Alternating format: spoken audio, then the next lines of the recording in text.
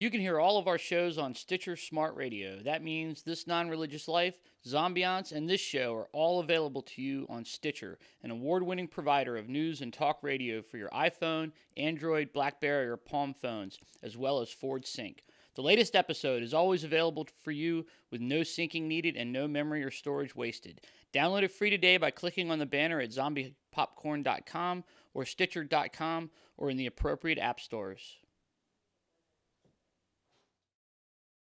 Got out here. I thought I was a good Christian. Jesus died on a cross. I go to church every Sunday. Just got out here. Then I read this. It says Jesus died on a cross for a rotten hooker. I thought I was a good Christian. I go to church every Sunday. I thought I was a good Christian.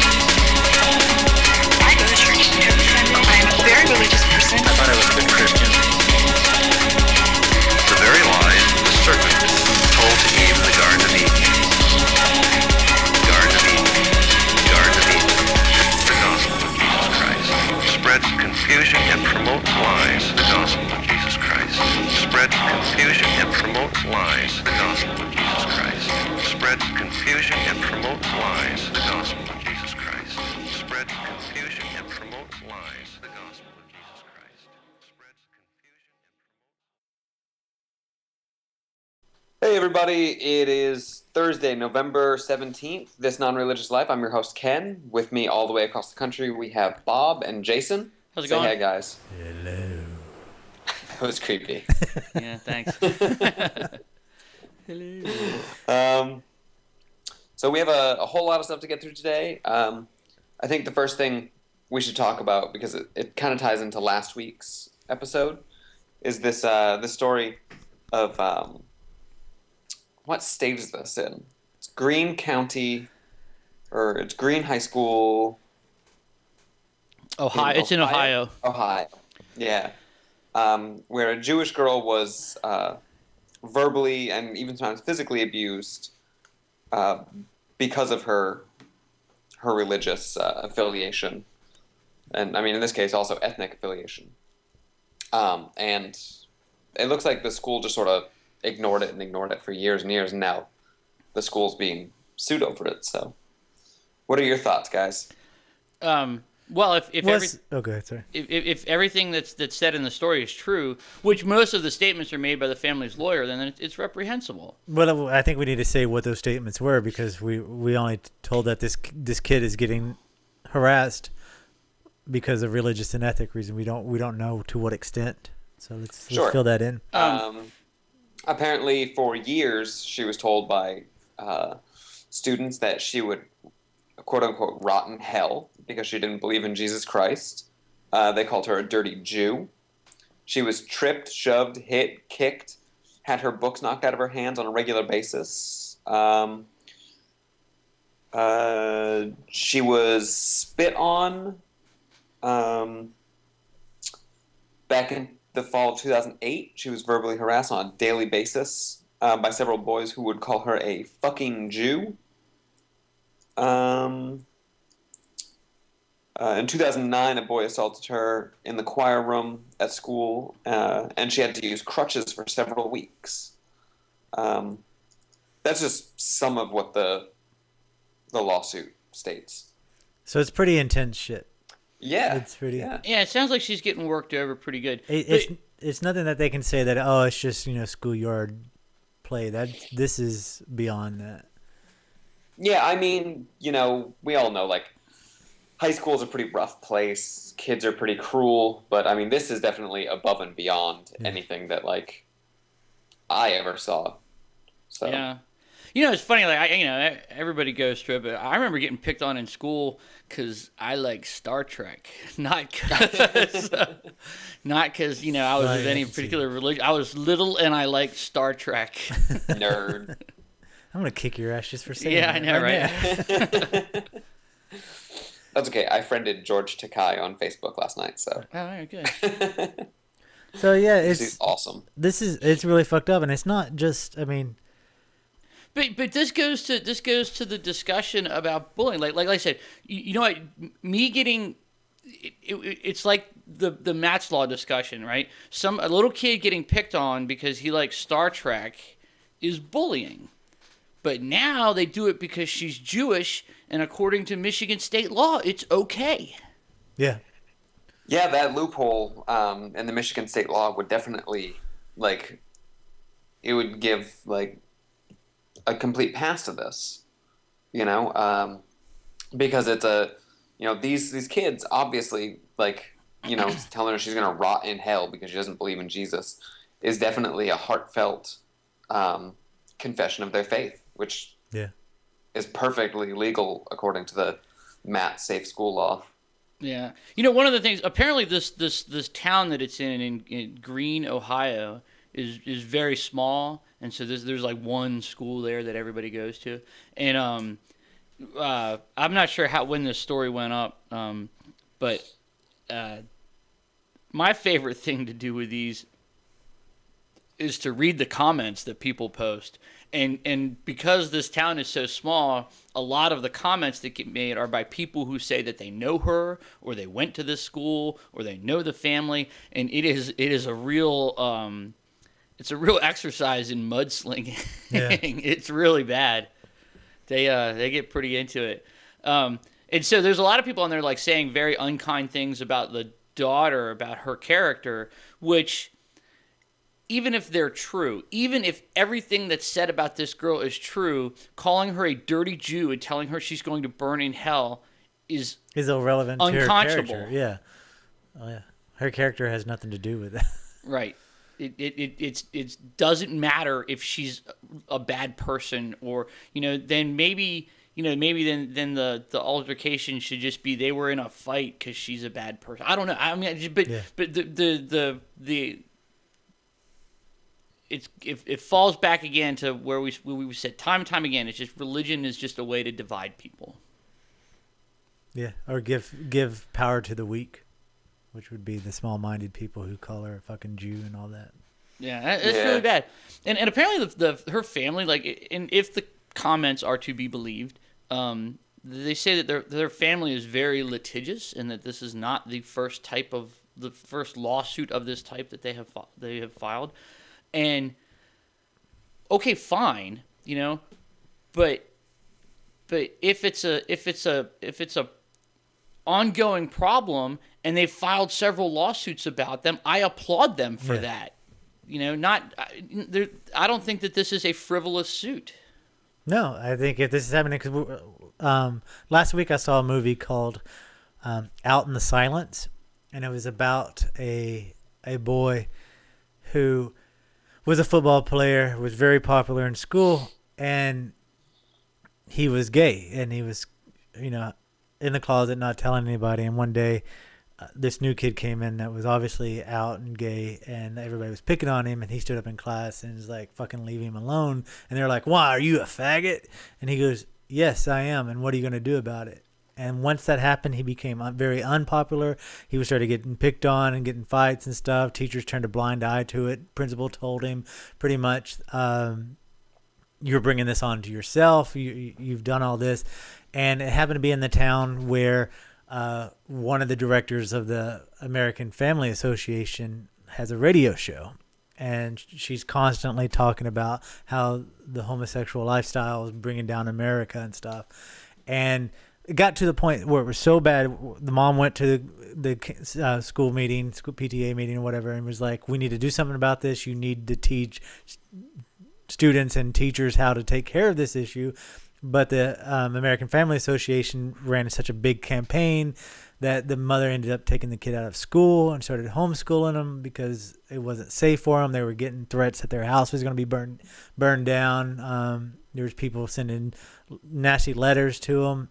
And it was really horrible thing. And it ended up they had to do a lawsuit and brought the ACLU in, and the lawyers came in. It didn't change the American Family Association's view on it. They were just still saying that they're they're not going to change. And to be fair, right, this is a fictionalized account. Yeah, because otherwise it sounds like it happened on an episode of Glee. No, this is real life. This is real documentation. So it's a dramatization of an actual account. No, it's the actual account. They filmed it over right on. multiple years, and it took them. I think it took them. So it's a documentary film. That's yeah, awesome. it's a documentary film. It's the website is outinthesilence.com. I got to meet the directors and do a Q&A. We went to the Chrysler Museum where they did a screening of the film, and it's. I think everybody should watch it. I don't care what you think about gay and lesbian lifestyle. If you know what the American Family Association is all about, that's who funded Rick Perry's thing. And this will give you a great insight to that organization of how much hate they spew and how much filth they spew in the name of God to oppress other people. It's really insane. Wow. Yeah, all right, so now I remember you asked if I wanted to go to this. I was like, no, I'm playing hockey. But it was a real...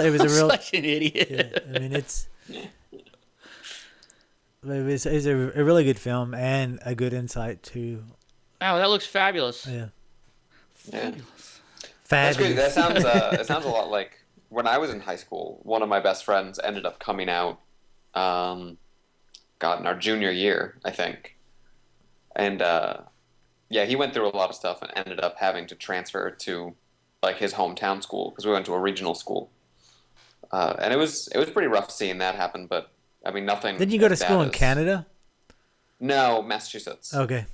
Surprisingly, So think of Massachusetts as being progressive, and it's pretty backwards. Well, Massachusetts could be pretty. There's small, isolated towns in Massachusetts Well, this was too. yeah.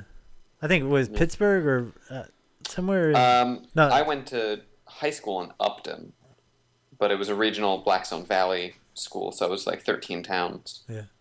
Each town had their own schools, but then there was a regional school as well. Yeah. Yeah, it's just I would say that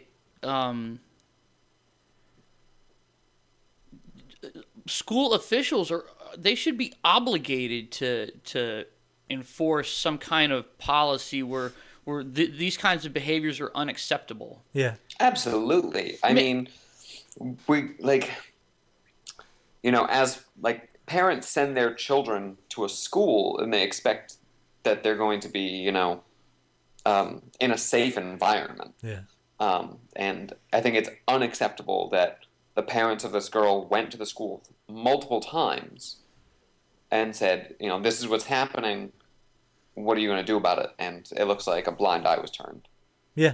Well, also the thing with going back to the movie, the documentary, the American Family Association, they were running smear campaigns on it. Were saying that the homosexual community was trying to hijack the civil rights movement and trying to take rights away from blacks and having sensitivity training to teachers for homosexuals and not blacks. Totally made it a race issue, and it was insane.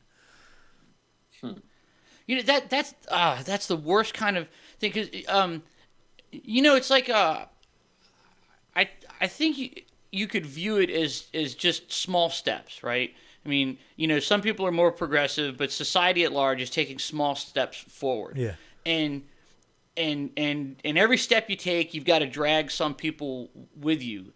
And it's easy to point at the people looking forward and say how they're taking attention to the people looking back, I guess. You know what I mean? Because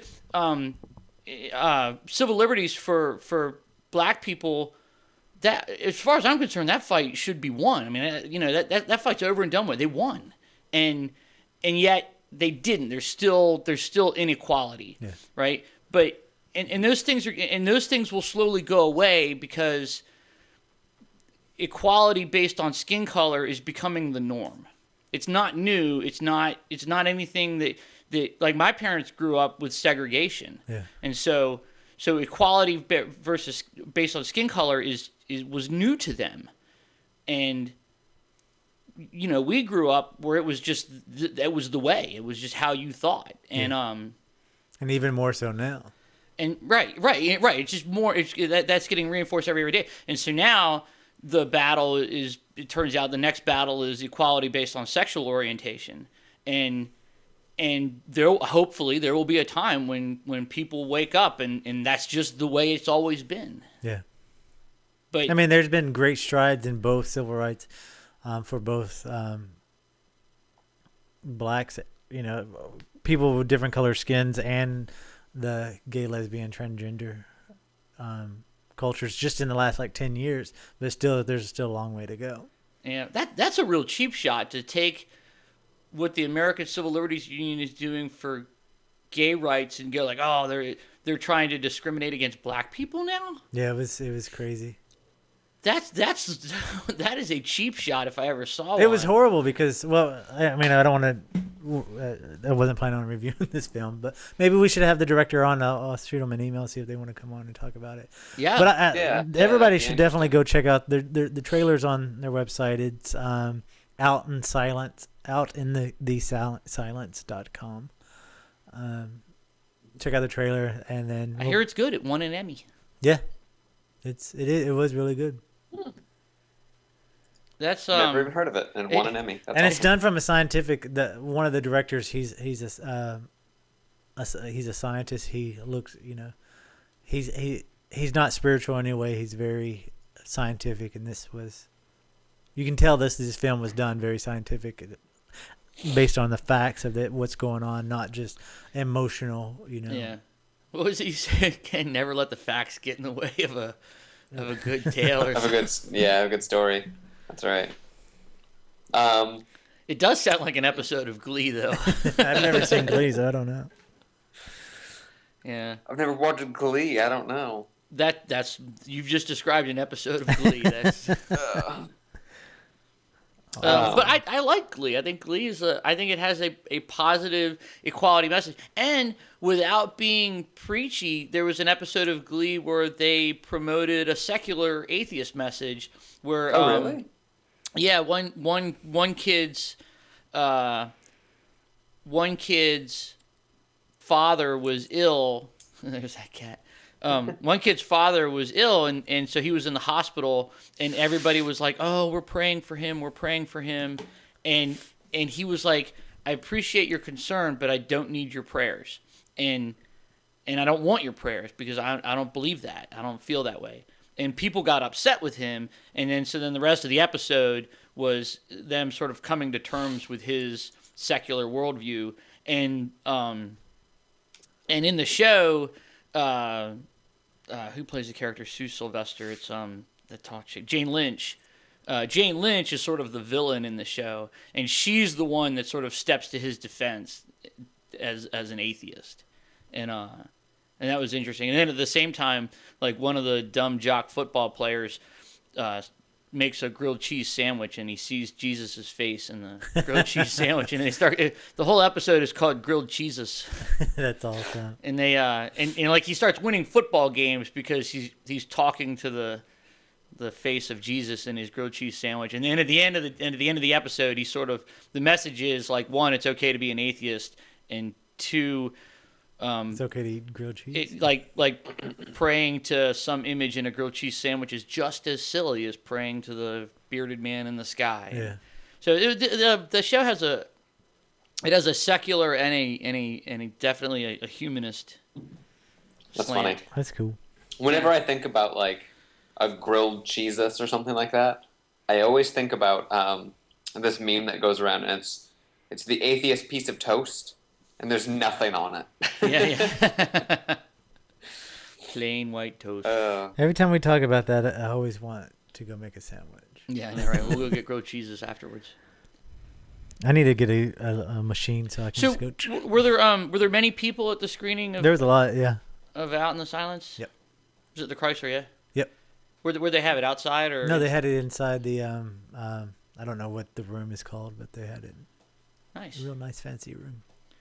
Tea and crumpets afterwards. No, I mean there was a lot of people. There was a Q&A afterwards, and then after that, people hung out in the lobby area and chit chat. And there's tables of other groups and stuff. Yeah. But I had to get home to edit. You can't see, but Jason is literally chained to this desk. I am. He's got to edit. He's got a lot of stuff to do. Well, that's another show on. What am I doing? Yeah. Yeah, well, yeah, man. That's it's what all in building an empire. Yes. Yeah, right. to get back to, I guess, something more topical, there is a website that's dedicated to having Matt's Law changed, and is it this good? yeah, and it looks like that's going to happen. It was a little difficult to find news stories about it, What are you doing? but What do you? What is that? I don't know. There's noise in the background. Oh, I have no idea what that noise is. Yeah. But they it looks like that woman that raised the big stink. What was it, Gretchen? In that video, what was her name? Gretchen something or other. Oh, the senator? Yeah. Yeah, state senator. Yeah. Apparently the rose she caused like lit a fire under some people's asses, and so something might happen. I don't know yet if it has, but she's got the ball rolling. I'm sure they were planning to. I mean, that that stipulation that it was okay to bully based on your religion was slipped in less than an hour before the vote. It was right before the. Yeah, but I'm just wondering, like, when they did that, like, couldn't you have known that there would be backlash for that? Well, maybe since they did it I'm like sure the last minute, they were hoping that no one would read it. Like that's why they did it so close to the vote. Like it's a very sneaky move, and they do it all the time. Though. That's what's yeah. fucked up. I mean, shit like that's done all the time. But they put it in. I mean, you know, reading a bill is hard to get through in general. Like you know, it's this. You know, that's why there are lawyers. To quote Henry Rollins, I like the term he puts it in. It's Kafkaesque legalese. You know, like it's impossible to get through. So you're not gonna like. Most people don't even read it. Yeah. You know, they get it summed up to them, and then they decide what they're gonna do. And you know, they were trying to filter out the people that would actually read it by slipping it in so soon to the vote. And it's sinister, man. Like that's. Yeah, that is almost sinister. That is what the religious right is up to in this country. You know, they by any means necessary to move their agenda forward, and that is scary. You know, we're worried about Sharia. Like, we're not actually worried about it, but like, you know, there's a lot of propaganda about being worried about Sharia law, but it's just as bad. Yeah, no, you're right. It is. That's pretty bad. So this all the stuff happening in Michigan and in Ohio, God, it's everywhere. Did you see any news stories about how things went in Michigan on 11/11? Oh, I haven't seen any anything mosques yet. burned down, or no. I didn't see anything about that. I imagine if there's something of value, we would have seen it. Yeah, it's funny when we talk about these worries about like Sharia law and Muslims doing this, that, and the other thing. We said it last week. I'm like, they're equally wrong. They're both, to my way of thinking, they both are off their rocker. It's like you trade one Bronze Age barbaric religion for another. Yeah. I don't know, but then at the same time, I'm like, they're protected. So I was listening to this is relevant to schools. It was the lady from Freedom from Religion Foundation, and she was on Fox News about a school. I think it's in South Carolina, and what was going on in the school is that the principal of the school was having morning prayer meetings at the flagpole on school grounds, and he was using school resources to promote the prayer meeting, and he was putting out like a newsletter about the prayer meeting and encouraging teachers and students and faculty to attend the prayer meeting. And I don't know if there was any repercussions if you didn't attend the prayer meeting. They say there weren't, but you know how social pressures are. Yeah. And so the Freedom from Religion Foundation they wrote a letter, got involved in this, and they're trying to stop it, and they may, they have a legal grounds to do so, and they're probably right, and they're probably going to win. But the Fox commentator said to the principal of the school, she said, "Well, would you have a problem if there was a Muslim group meeting there for prayers in the morning?" And the principal was like, "No, I sure wouldn't." And the lady from Freedom from Religion was like, "I would. It's just as wrong." Yeah. You are violating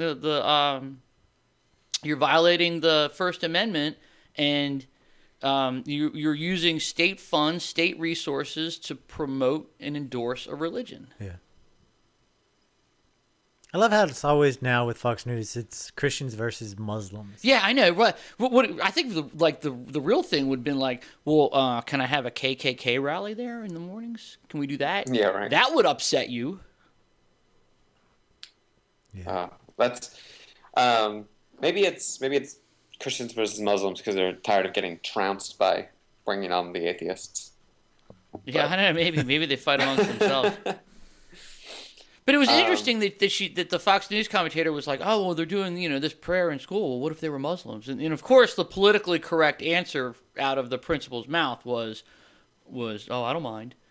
But you're like, you should. It Right. doesn't matter if it's Muslim, Christian, or Yeah. Even regardless of the fact that he should, I mean, I would be willing to wager that yes, he would mind.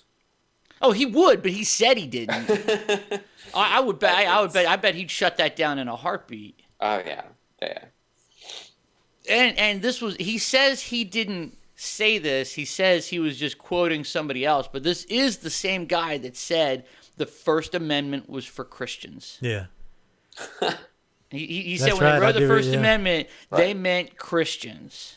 Yeah. Yeah. What? Oh my God. I love the delusion, man. The delusion that the founding fathers were the 12 apostles. Yeah. Well, that was Joseph Smith. That was his thing. Yeah, right. Save it. He really was. I love. Oh man, Mormonism. Yeah. We need to get into Mormonism sometime, and to crack open a Book of Mormon and read through that crazy shit. Yep. That is really strange. But the stuff that's going on in schools, it's really becoming an issue. And Oh yeah. I don't know. It's funny. I remember when I was in school, when I was in kindergarten, I remember this vividly from being in kindergarten. I remember the teacher was like, we're going to do this. And she's like, and every day I'd like to start the day off with a little prayer. And she did. She would say a little prayer in front of the classroom. I like to start my day with a shot of whiskey. Yeah. And nobody thought anything of it. And I remember saying under God in the Pledge of Allegiance every day. Yeah. And nobody thought anything of it. But you know what? I say nobody thought anything of it. What probably really was going on is somebody thought something of it, but they were just too afraid to open their mouths. Yeah. I mean, I remember I stopped saying the pledge when I was in high school, but I was going through that rebellious phase rather than Fucking I actually You gave rebel. a shit. But that was 50 years after you were in high school, so. Slap. Yeah. Oh, painful. We're not that different. in That was age. backed by religious belief, so that wasn't bullying or harassment. No. Yeah, I know, right? Yeah, it was ageism. Ageism. It's backed by a spiritual belief, so it's alright. Yeah. My Yeah. spiritual belief that time moves forward in a relative fashion. Yeah, I just, and I remember there was I grew up in like a in white middle class suburbia, and it was just like it was just what you did, man. There was a Catholic high school, but they were just sort of their own thing, and people went to church, and I remember I ran track, and before the track meets, they'd say a little prayer. It was like the team would all come in, everybody take a knee. Dear God, please let our track team run faster than the other track team, who is also praying to God that they run faster than us. That's too It's whoever much. prays the hardest. Yeah. That's what I figured. It's whoever prays the hardest. That's how they. And nobody they said figure these things anything out. about it. And I remember there was a, and it's still around. There's that church youth group called Young Life. All I know is Boys Life. There's a church. There's like this Christian evangelical youth group called Young Life, and I remember it was like it's what you did after school. Everybody went to Young Life, and I remember I went to like one or two of the like Young Life club meetings because all my friends were going, and I was like, man, this is a lot about God. I'm out of here. Yeah. Or no, Jason said Boys Life. That was the Scout magazine, wasn't it? Yeah. Yeah. I was a Scout. Do you know they don't let atheists in Scouts? I know. That's crazy. I didn't know that. They've Until got recently. since it's around But- Christmas time, the Boy Scouts are selling popcorn and stuff around here, and I can't wait for the guy to show up at my door so I can say no. I'm not. Yeah. I'm not supporting a group that does not allow atheists and gays. Yeah. So- I was a Boy Scout straight into high school. I could have been Eagle Scout, but I stopped before that. Yeah. This show always brings out the worst in everyone. Yeah. Yeah. Yeah.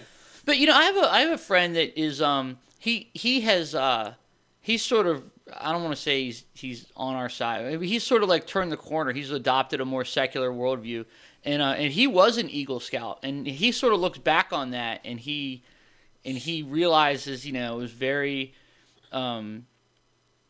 it was almost an indoctrination tool to get people on God's side, and so he kind of looks back at that thinking like, oh my gosh, what was I thinking? But also at the same time, he's very proud of his achievement because he was an Eagle Scout. Yeah.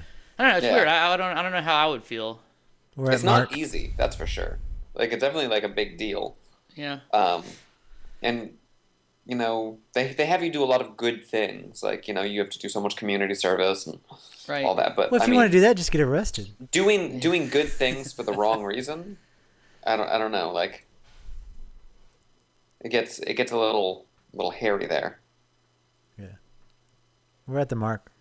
We're at the mark. Well, that's a good segue into talking about our thought problem from earlier in the week, which was the prisoner's dilemma. Let me play the video. Hey, this is Bob from Zombie Popcorn's This Non-Religious Life, and we're here with another installment of what I'm tentatively calling Shit You Should Know About. And today what we're talking about is going to be a classic problem called the prisoner's dilemma. And actually what we're going to do is just set it up and then talk about it in the long show on Thursday. So anyway, the prisoner's dilemma, here it goes. It works like this. Imagine that you and another guy are caught committing a crime, and the police know you did it, but they don't really have enough evidence to get a conviction, so they're willing to cut a deal. And the deal is this: if you rat out the other guy, then you go free and he serves 1 year of jail time. If you both rat each other out, well, they're going to send you away for 3 months because you probably did something to deserve it. If you both stay silent, then you'll go to jail for 1 month on a minor charge. So you're faced with say nothing or rat the other guy out, and you're looking at jail time from walking from a year to 3 months to 1 month to walking free. And so the question is, without knowing what the other guy is going to do, what is your best strategy? What is your best strategy to avoid jail time altogether or minimize it as much as possible? Again, this is the prisoner's dilemma. We're going to talk about it because this one gets interesting, not when the question becomes rephrased, but it becomes interesting when you consider how many times the game is played. So anyway, that'll be on this next Thursday's, on the next episode of This Non-Religious Life. So come in and check it out. Thanks. Bye. Okay. Yay, the prisoner's dilemma. I love it. It's classic game theory. Yeah, And it it's, is. So the right answer for the prisoner's dilemma to minimize your jail time, the super rational response is always rat the other guy out. That's the response. That's the right answer, because it minimizes the amount of jail time you would get. It minimizes the punishment no matter what the other guy does. If you stay quiet, you're gambling that he stays quiet too.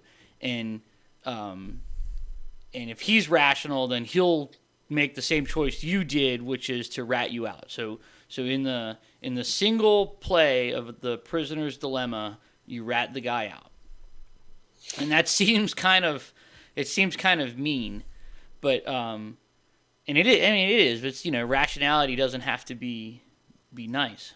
But if you consider that you play the prisoner's dilemma over and over and over and over again, in which they call that the iterated prisoner's dilemma, it changes things. And but one of the the reason this is important is because what this shows is that if you have the iterated prisoner's dilemma, where you remember what the other guy did, but you don't know how many times you're going to play the game, the best strategies that emerge are ones that could be almost considered moral. And so it's an example of how in an unfair situation, in an unfair system, morality sort of emerges organically. Does that make sense? Mm-hmm. So you're saying if we know we're going to play this multiple times, we don't know how many times, let's say if it's between Ken and I, it would be in our both best interest to remain silent. Yes and no. So it's game theory, right? So what they do is they set the game up. And there was who was the guy that did it? It was like in the problem was posed in the 50s, and then in the 80s and 90s, what they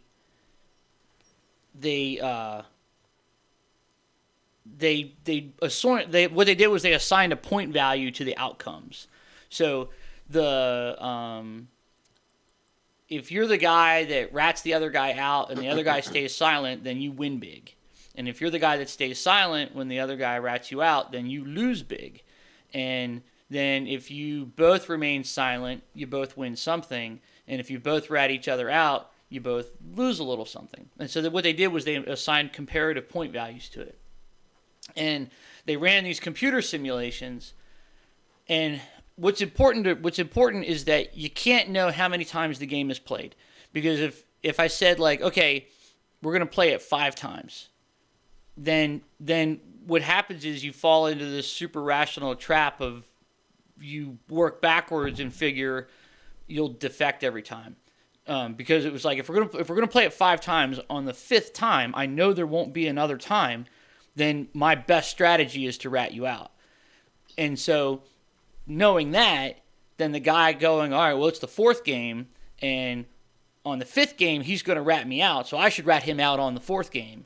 And then knowing that, the other guy's like, oh, well, I'm going to rat him out on the 5th, and he's going to rat me out on the 4th, so I'm going to rat him out on the 3rd. So it just works backwards to the best strategy is always rat each other out. But if you don't know how many times the game is played, and you play it for N number of times, and you remember each one, the best strategies that win the most are strategies that are what they call nice. And I'll find the thing here. According to Wikipedia, the source of all knowledge, the most important condition in the is that the strategy must be nice. That is, it will not defect before the opponent does. This is sometimes referred to as an optimistic algorithm. Yeah. Almost all of the top-scoring strategies were nice. Therefore, a purely selfish strategy will not cheat on its opponent for purely self-interested reasons first. Right, and then after that, it has to be retaliatory because there has to be some punishment for the other guy ratting you out. But then so of the 4 qualities of the strategy, you have to be nice, forgiving, and non-envious. Those are the best strategies for doing the best over the long haul at the prisoner's dilemma. And the only other thing that seems kind of negative about that is the strategy must be retaliating also, because there has to be some penalty for the other guy ratting you out. But 3 out of 4 are qualities.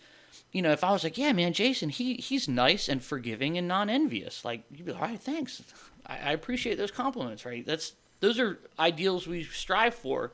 And through no divine intervention, it just turns out that being nice is the best strategy. That's because God taught us how to do that. Right. You say Jason's nice and forgiving and non-envious, but you've never gotten text messages when the blog isn't ready. Yeah. It's nice. You better get that done right now. Yeah. I've never said that.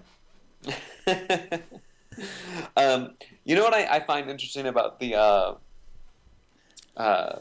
prisoner's dilemma is it's very similar to the rationalization used in mutually assured destruction. Yeah. The argument that during the Cold War we needed to arm as many nukes as possible to stave off Soviet Russia. If we had just been nice and forgiving and, non-envious. Well, there's one thing. I mean, that's funny about the Cold War. But there's no honor between thieves. Yeah. They So the prisoner's dilemma is a vastly oversimplified scenario. Yeah. But what it does is it illustrates that with no divine mandate, there's no God in the box in this one. There's no divine essence.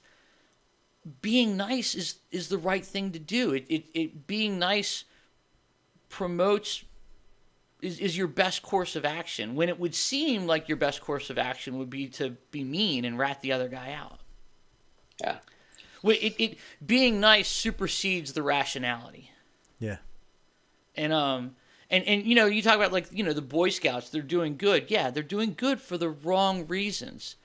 Being nice is its own reward.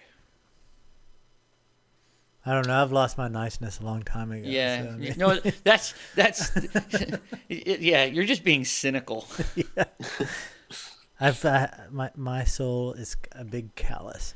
Yeah. Oh my So God.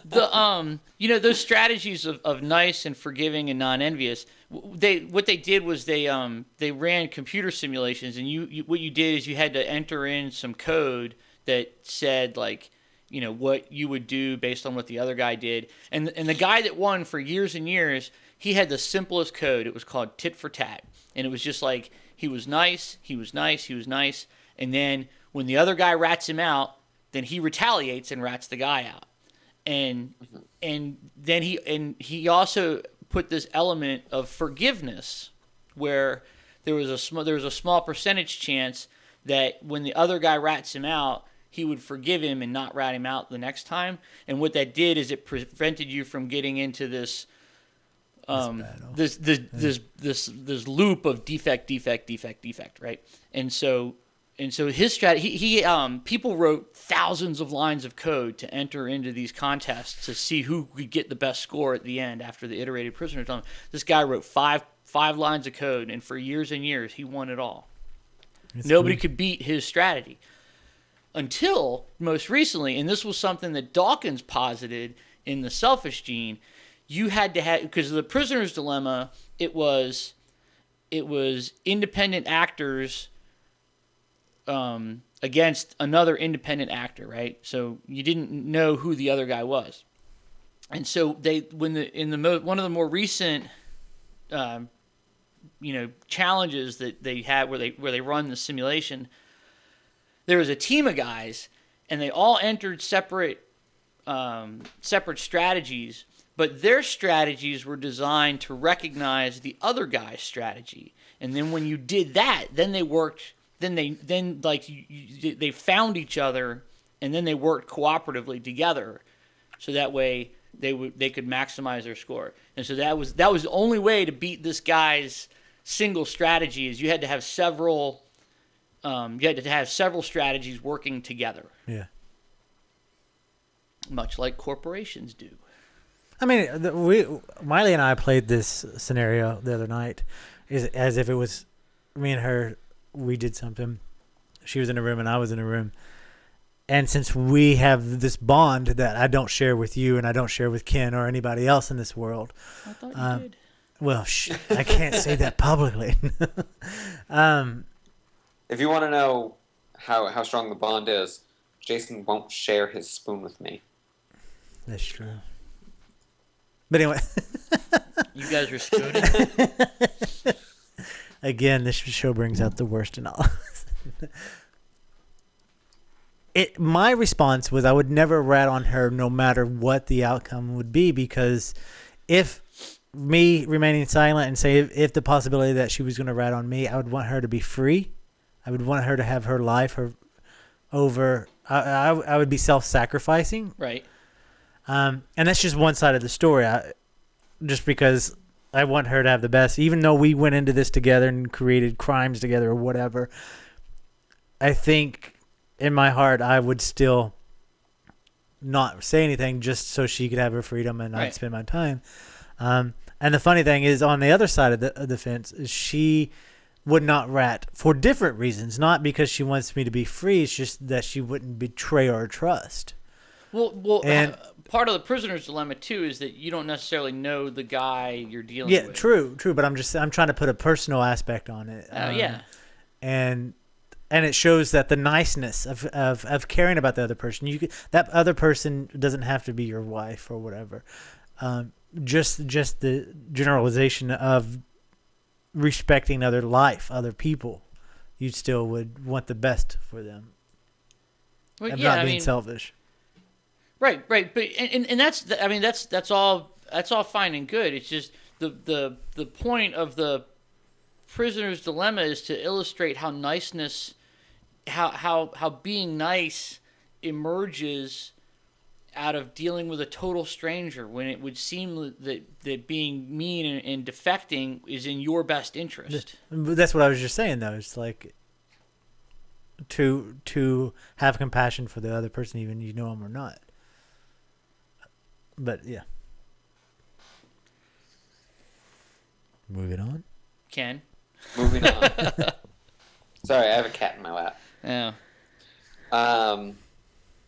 Yeah, no, I like this because it does exactly what you said earlier. It shows that, without any aspect of reward, because you would think ratting the other person out is the best, because no matter what, you're either serving 3 months or 1 month, whereas if you stay silent, you're either going free or serving a year. It's better to stay silent, and it's arguably more moral, without any sort of reward. Right. It's just so again, I'm going back to answers in Genesis to see what the fundamentalist view is on ethics and morality, and their stance is that it's really twisted logic, but their stance is that morality is created by God, and that the Bible illustrates this morality, and I don't see that. I take instances of the prisoner's dilemma to show that morality emerges out of culture and out of dealing, out of society, out of just simply being around and having to deal with another person. It's like intentional communities. You look at Twin Oaks. If you listen to the Intentional Communities podcast of the New Architects, they don't use consensus, but they use something similar to that, where people vote on it, and if there's somebody, if you don't want it, then you have to put your view out there, and it's a sense of true democracy, because it's not like it's an elite group of people that you'll never meet or see that can make a decision for the community and not face consequences. They say they have to make decisions for the community and sit across from them at the dinner table. Right. And it's in their best interest to take the best interest of the community at heart. You know, I was hoping you guys would get into this a little bit, because that was a really interesting interview, and I thought that guy had a lot of neat things to say. But I would be curious to see how is it they deal with the bad actors, because in any system like that, you're going to have, and there's economic terms for it, where like there's like one guy that's like a free rider, and then they have the problem of the there's another economic problem. What is it called? Like the something about the open pasture or something like that, where the idea is like, hey, here's this open pasture and everybody's free to use it, and so you can take your livestock there to graze. And what happens is when it's free to use and everybody's there to use it, it gets overused, and because one guy's like, well, I might as well take my flock there to graze and they'll eat it all, because if I don't, the next guy will. See, that's the thing. You think it works out that way, and it often doesn't. It often doesn't. But when it does, we have to figure out why and how to prevent it from happening. And those are problems that Twin Oaks faces. Any community faces. Well, we did talk about that because there was two parts to that whole thing where he actually took us around and talked that he wanted off the record. Right. I imagine they don't have a stockade. No, they do. And have a whipping post, stuff like that. Right. But they said there has to be punishment. But that's what they said. They're continuously growing, and when faced with things, they reach back out to the community, come up with a solution for it, and then adopt that to be from that point on out. They said, like, one of the founders he talked about on the show got sick and died, and they didn't have a hospice care, but they needed it, so they created it, and now they have a building just for that. Well, that's examples of them moving forward, which I'm sure they're really, really good at. What I'm saying is, what I was hoping to hear, and I guess maybe I should do a little research myself, is what they do to deal with the bad actors and the free riders, and how do they solve the problem of the free pasture, because I'm sure that's something that they face. Well, I think they also reserve the right to leave it up to the community to eject people from the community. Well, maybe that is the ultimate, punishment. Well, I mean, they said they don't want you to come in. If you're coming in and you don't share because they have a 2-week period where you come in and you meet everybody, and then they send you away and you go back home or wherever you came from, and so they can decide, and that way they're not willing to accept you if you don't fit what their community needs, instead of turning you away. And I'd say during that 2 weeks, if you're going to be a free rider, they've seen it enough times. Maybe they've figured out how to even eliminate the bad actors before they even get there. But so I mean, it's very interesting. Everybody should go listen to it. But in the same vein, so what we're talking about is just like there's not a God there. It's morality without God. Yeah. So. Yeah, I think that's a perfect example of how morality isn't just, sans God or religion, but it's hardwired into our biological nature. I mean, we're a social species. A single human being on his or her own in the wild, done. You are lion food. Right. We need each other in order to survive, and therefore, biologically, it's in our best interest to be, or to have some semblance of what is and isn't right. Yeah. Well, there was an example of these guys looking at a prisoner's dilemma type situation with bowerbirds, and what happens is the bowerbird, he builds a nest, and then the female comes in and checks out the nest, and if she likes it, then they become a mated pair. But what happens is the female decides who she wants to pair up with by how cool the nest is, right? So it's up to the male to build this great nest. And so while the males are waiting for the female to come and check out their nest, they go marauding, and then they go and fuck up the other guy's nest. So the female will pick him. And so, but the problem is, while you're out marauding the other guy's nest, that other guy is out marauding your nest. And so it set up this perfect prisoner's dilemma, and it was like, well, why aren't the bowerbirds always out marauding each other's nests? And it's the same type of thing where there's an equilibrium point, because some people are going to maraud and some people are going to stay home. But if you stay home, then it's like it's just like the prisoner's dilemma. Going out and marauding is like ratting the other guy out. And so when you both rat each other out, then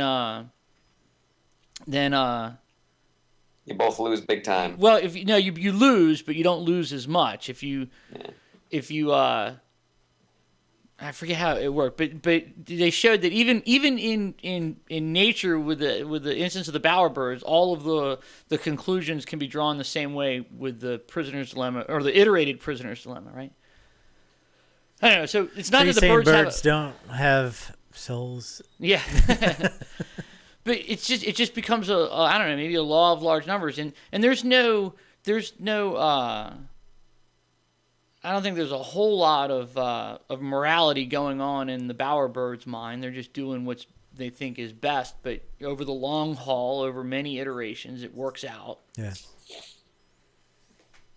That's pretty good. It's interesting.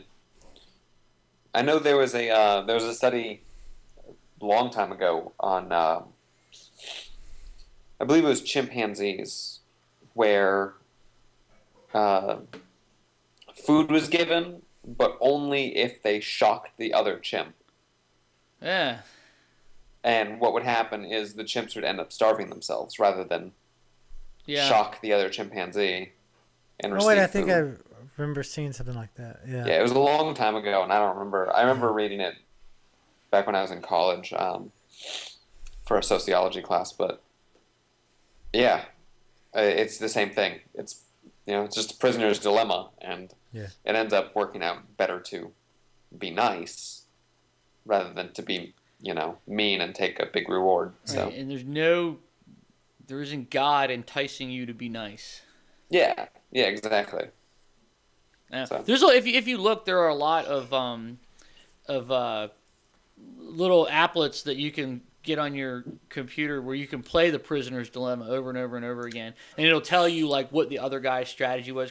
And it'll run for an iteration of like anywhere from 10 to 20 times. You don't really know how many, and so and you just do it over and over and over again and see what strategy nets you the best score, and then it works out to be nice and forgiving and non-envious. Like those are the best ones. Yeah.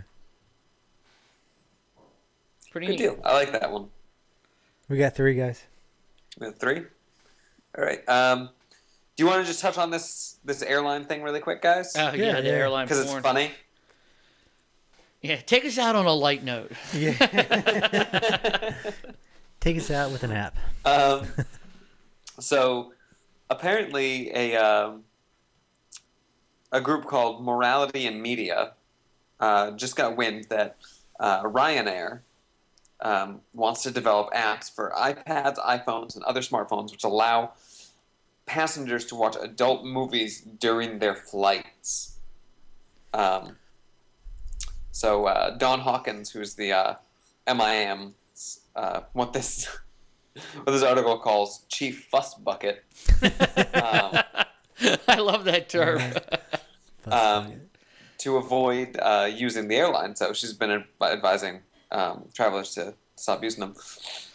And she says, "We will stop this outrage before it gets started. Ryanair, which hopes to expand its market to U.S. destinations as well, is creating an unsafe environment for every individual who travels on their planes." An unsafe environment. Yeah, unsafe. Now, I like the alliterative nature of the title of the news article. Yeah. It says airline porn plan peeves purity posse. Yeah.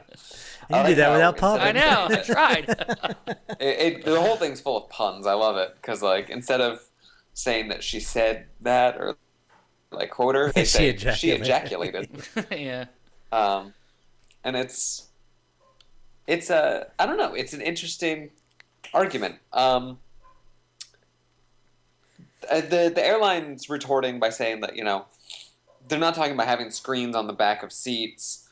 you Yeah, know, but or anything still- like that. It's for handheld devices and stuff. But I know, but and you know, their point was like hotels do it, so why can't we? Yeah. And I'm like, well, you know, a hotel, you're in a room by yourself. No, because you booked us a Yeah. Jason So and I I are have going to to be say, sharing like, a king size bed well, soon. for different reasons, and I'm not going to go out and say that it's an unsafe environment. It is not an unsafe environment. It's just I it's kind an of awkward see what they're environment. getting at. You know, I never thought I would ever agree with a group called Morality in Media. No. If I was- I think if what they should do, the airline has every right to make this app. If people are going to be upset with it, one, they don't have to fly the airplane. Two, they can have the first class, the adult class, and the economy class section. If you're going to watch this and the person next to you doesn't want to watch it, maybe there's a screen that you can put up. I don't know. I don't know how you would implement, but if I were sitting on a plane like in regular Dude. coach and there's a dude next to me watching porn, Miley said that she was in the airport once and some guy was on the phone with his wife with a centerfold out looking at it going, "Yeah, I miss you too, lover." And Miley was like, "What the fuck?" all right, so that guy's in a phone booth, and I don't No, have he was to on be his next cell to phone. him. He was sitting in waiting for board the plane. Oh man, that's crazy. Yeah, see, it's Yeah, I think I would, weird. like, nudge that creates guy, a, like, a "Hey, dude, socially come on." awkward environment, and that's what I'm against. I hate socially awkward situations, and that's exactly what this is. So you're against It's breastfeeding in socially public, awkward. You know, and if they had a separate place where like people could go and use this app, that's completely aside the point. I'm going on. I don't want them to use based it in on- the bathroom though. 'cause Yeah, I know, based right? on not the bathroom, based on nothing else. I would have to say weird. Yeah. Nah, if I don't know, man. If I had kids, I wouldn't want some guy watching. Yeah. porn. Then don't buy don't buy I tickets to the wouldn't. airplane. I totally would. Now, but however, is in and here's and I guess here's the thing. I wouldn't if I had kids. I wouldn't buy a ticket on that airline if there was that possibility of that happening. So then I'm voting with my wallet. Yeah. But Yeah. they are under no obligation to not do. You know what I mean? What they do is up to them. It's Yeah. their business. And you know Yeah. what? It turns out there might be a whole untapped market for passengers that want to watch porn on a plane. Think of the just don't pilots. know. They may want to watch it while they're flying. You know what I mean? Like, like the if it turned out that this idea is like wildly successful, and it's like when you're buying your ticket, you'd be like, well, do you want to buy Southwest or do you want to get on the porn airline? I'm like, well, I have kids, so I guess I'm flying Southwest. Yeah. Yeah. I mean, Well, it's yeah. good to see Yeah. that an airline is finally giving back because they charge you for everything else now. Just kidding. You know, it's are they going to charge a $15 cleanup fee? yeah. You don't go into an X-rated movie theater and then get offended for what's on the screen. You get offended to the guy next to you. Yeah. Now you Yeah, sit but three I mean, seats over. if that's going to be their standpoint, then they might as well put it on the backs of the seats. Well, I mean, maybe, but the point being is if you're a person on that flight, you shouldn't be surprised at what's going on around you when you know that going in. You know, it's just like I said, you don't go to a porn theater and then get upset that there's, naked pictures on the wall. And this all could just be a publicity stunt since they're planning on open markets here in the U.S. It's Maybe. put their name on the map. Who It's knew true. about this airline until? That's true. I mean,